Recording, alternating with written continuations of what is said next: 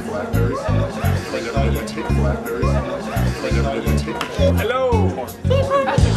How you guys doing? Welcome to Media 101 Training.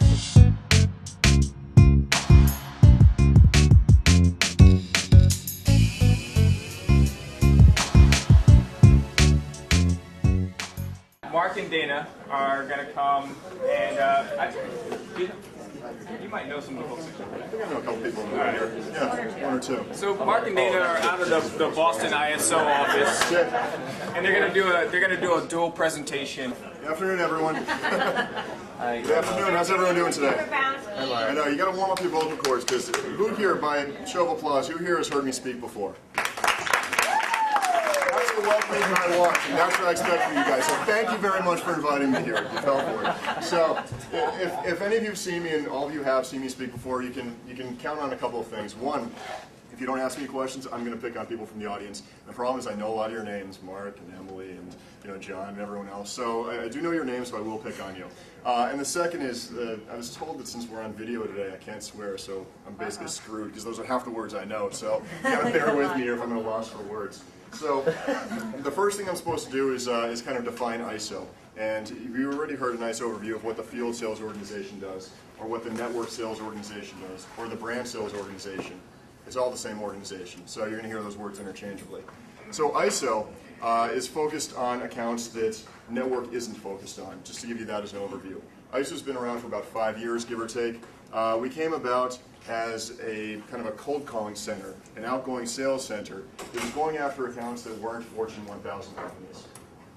So where network sales will work on something like Honda, ISO would work on Kawasaki or Yamaha. So the same type of advertisers, but just smaller brands. That was the way it initially worked out.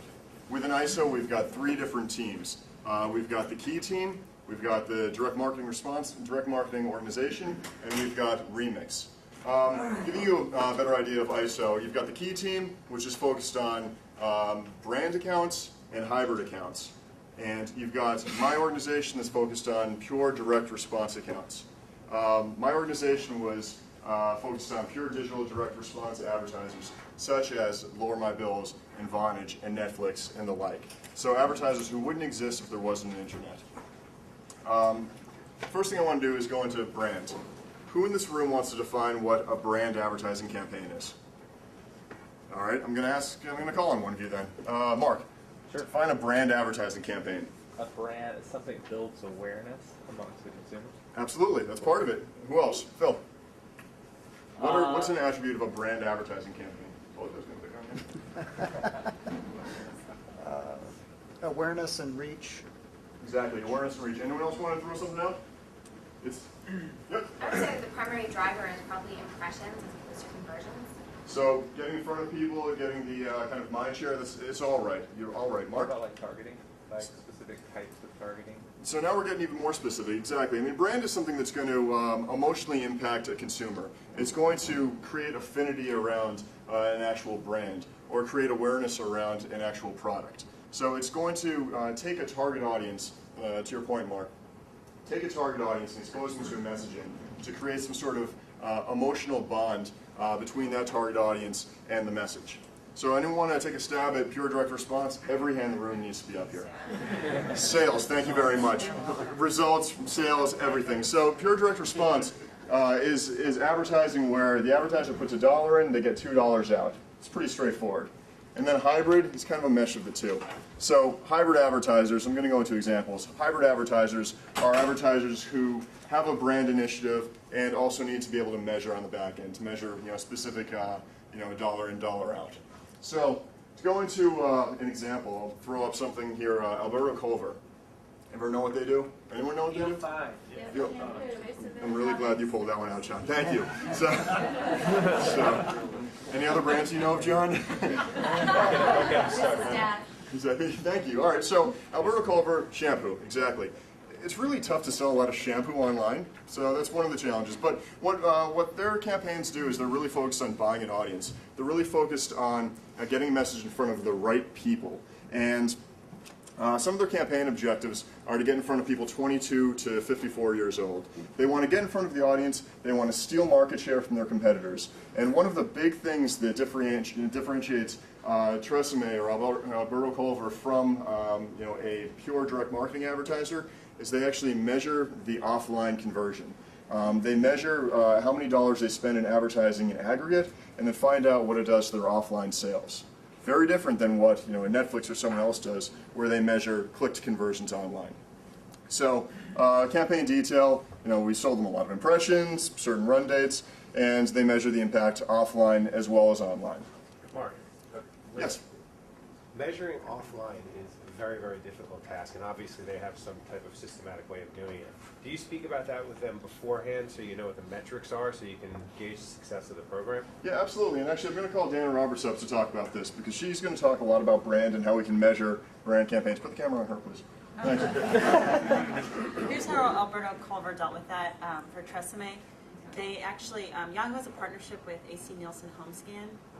Have you guys heard of that? Yeah, Consumer Direct. So basically, they were able, there's 46,000 users that are HomeScan participants and Yahoo users, and they allow us to target ads to them based on their purchase behavior. So they go to the grocery store, and if you can imagine doing this, and they come home, they scan everything they just bought. So we have all that data, then we know where they're going online and what they're doing. So basically, we just went and we served ads to John Frieda users, Pantene users, Paul Mitchell, and ran a marketing program online. Then we measured that again, and we're able to see a lift in offline purchase behavior due to the online marketing program. So it was a big success story for them. Wow. Does that answer your question? Yeah, definitely. Perfect. So, just to drill the point of brand home, this is probably the end of me talking about brand today. Who here used Colgate as a kid? Who used Crest? There you go. I used generic brand. My parents were cheap, so it sucked. So in any case, I also didn't have Transformers. I had GoBots. Did anyone relate to that? Oh yeah. It still hurts. It still hurts. I need a moment. So the thing is, frequently the branding campaigns, they're trying to steal diehard customers. They're trying to influence them to try something else. So a campaign like this, Tresemme is trying to steal customers from Paul Mitchell or their competitors. They're trying to gain that mind share and influence them to be part of a kind of a different user group, to associate with a totally different message and a different brand. That's what they're trying to do. So now we don't get away so easy as just being able to measure the results offline and hope that they increase sales offline. There has to be some sort of online metric. So who here wants to define rich media? Someone want to talk about rich media? Anyone? I'm going to make Andrew do this. Go ahead, Andrew. Interactive ads that the user can go through, scroll, maybe it'll expand, play a movie in it. You can actually create a shopping list in there, something where the audience is engaged in an ad unit. That's an awesome definition, but Susan can one-up you. Let's go. It also allows the advertiser to collect data from the consumers if they want to about where they are or what they're looking for. That's exactly it. Both answers are right, and I knew they'd be competitive, both in Boston office. So, yeah, that's exactly it. So rich media allows you to take an ad that looks something like this and then add more stuff into it. So you'll be able to find out if people, are brunettes or blondes or want to be blondes. You'll be able to gather more information and actually have an ad do more than just accept a click to a conversion. So we're able to measure interaction rates. We're able to measure, or an advertiser is able to measure how many seconds somebody actually spends on an ad and interacts with it. Which panels within the ad someone scrolls over, where they click on, if a conversion possibly comes from online, or if someone just is going to be watching a video, or however they're going to spend time with the brand. So that's how a lot of brand advertisers will utilize rich media. Now, pure direct response advertisers, they tend not to use a lot of rich media. So if we have something like Netflix here, they probably won't use rich media. Can anyone take a stab at why they wouldn't use rich media? Too expensive. Yeah. Okay, too expensive. That's definitely one of the reasons. AJ, any other ideas? They just want sales. They just want They sales. want to remove any hurdle that goes before checkout. Right there. Thank you. That's exactly it. They want to push people directly over to their website. They have a great conversion process and a tried and true conversion path. They don't want people spending extra time on Yahoo or any other site. They want to get a click to a conversion immediately. So they tend not to use a lot of rich media. Price is definitely an issue because normally rich media serving costs can be expensive, possibly prohibitive. But realistically, they just want someone to click on the ad and then convert and go through the process. So then you've got someone like a hybrid advertiser. Hybrid advertiser like Gain Capital. Gain is a foreign sea exchange or a Forex client. They have both a brand initiative and a direct response initiative. So for a brand initiative, they have to be in places like a currency converter. They have to be places in finance where their competition would be otherwise. They have to get that mind share of their consumers. So these are places that they will potentially take maybe a little bit of a loss, or they won't hit their margins, their very tight direct response margins on, because they know that they have to be there. But they also have a certain metric they have to hit. So they'll have a $200 per sign-up metric that they have to hit, and they'll run a ton of media across the board, hitting a demographic profile, hitting a geographic profile, running behavioral targeting, a lot of stuff you're going to hear all about in a few minutes, to hit that $200 per sign-up metric. So not only do they have that brand attribute, but they do have this direct response attribute. So we're going to talk about a lot of different things in a few minutes, and we're going to talk about how you partner with someone in ISO, in my organization, Frank Weisschop's organization, and how you're going to go to market with them. You're going to talk about 25 or 50 different properties, and I think that Trista's going to be talking about all these different properties and placements that you can buy on Yahoo. When we boil it down, some of the major drivers of inventory and of revenue for ISO and for the group that you're going to be partnering with are the biggest properties in terms of traffic. So mail, network, front page, finance, news. These are the biggest drivers for revenue. And I think this was a 12-month snapshot. Is that right, Dana? That's Q306 to Q307. Perfect. So 12-month snapshot of revenue, in terms of properties. Now you can run any sort of inventory across the board with who you're going to be partnering with ISO. You can run anything on the front page. You can run sports, news, wherever it is. Class 1, Class 2, and I think we've discussed Class 1 and Class 2 before a little bit. But these are the major drivers you're probably going to see. First off, are there any questions about what we talked about? I'm assuming this group would just raise their hand, or it could be wrong. Just one quick question. So you mentioned hybrid advertisers that fall in that bucket. Why wouldn't Netflix be hybrid over a direct response advertiser? Netflix is a direct response advertiser. Pure direct response.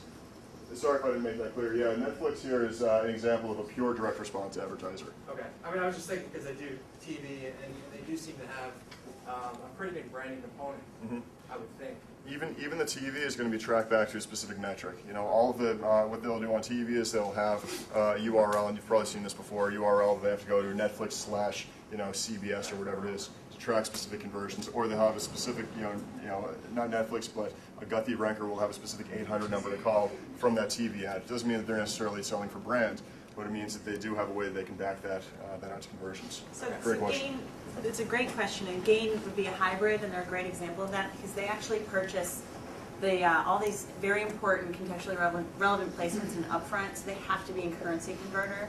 So their finance approaches, there's like 4 Forex clients, and they approach all of them at once and give them the option to buy, and so they do it in upfront, more like a brand advertiser would. But then through the year, they're constantly buying more monsters with an interest in finance or behavior targeting investing, and that's where their more DR stuff's coming from. Does that make sense? They have like budgets set aside for the brand where they have to be in currency converter because that makes sense for them and they have to be associated with that. But then on the other hand, they're buying mass reach to try to build up the volume to get the direct response. So that's why they're hybrid. Thanks, Dana. I think actually Stacy had her hand up first. So Mark, you had said, I think it was in talking about Netflix, that they wouldn't do a rich media because they're trying to just get someone straight through to their site. But do you find that, would you find that that's pretty standard across the board for the direct response advertisers, or are some using, because I know that there are some of those banners I've seen for maybe Southwest Airlines or others where they can actually drop down and you can put your booking information in right there, and it would seem that would be something that would be beneficial to a direct response. Is that not? Yeah, so the question was, is it kind of a hard and fast rule that direct response advertisers won't use rich media? The answer is no, it's not. They're just definitely less likely to do it because of the fact of hurdles, because rich media can often be more costly for the ad serving fees. Some of them will do that. Great point with Southwest. You will find a lot of different booking engines potentially using rich media, but it's definitely less likely that they're going to use that in the campaign. As a whole percentage, I'm just curious what part of the pie is hybrid, what's direct response, and what's brand. I would assume brand is of course the highest, but how's that broken down, or whether are they growing into each other, or what? For Yahoo in general, or for my business, for our business? For our business. For our business. For Yahoo. For Yahoo's business. Great question. Glad I asked that. Kim? Anyone? Is anyone in the room?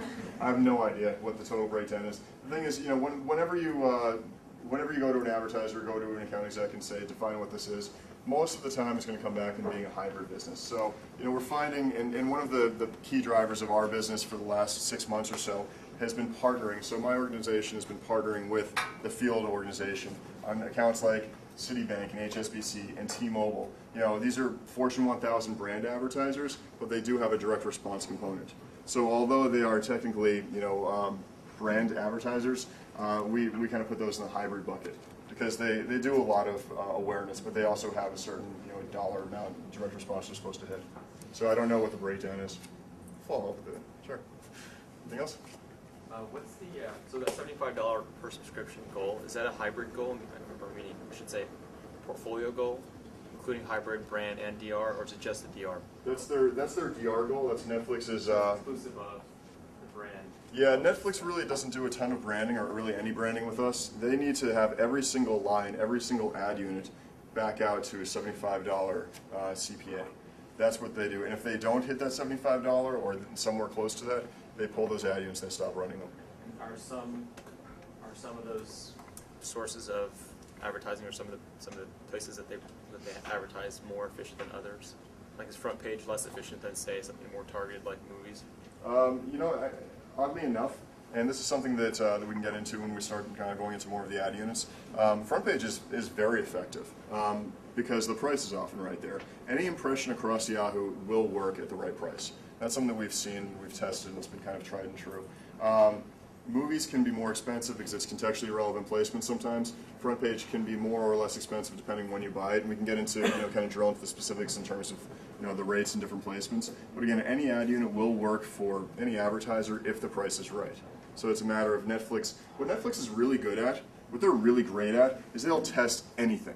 They'll spend a couple $1,000s to test any placement. It doesn't matter what it is. It can be social networking. It can be front page. It can be, you know, groups for cat lovers. They don't care. They'll test it, and they'll also test a lot of creatives. They'll take, you know, 25 or 50 different pieces of creative, and they'll change a border a little bit. They'll make a border a little thicker. They'll make, you know, the shade of you know, something a little bit darker, and that's what they test to really optimize down to the creative level and the line level. So we think that's a pretty good sign of a good DR advertiser. They test everything. Any other questions on that? Good deal. Well, you guys are going to get to hear my voice, or have to hear my voice, for like another hour and a half later on. So save all your questions up. I promise I'll be back. Thanks very much, guys.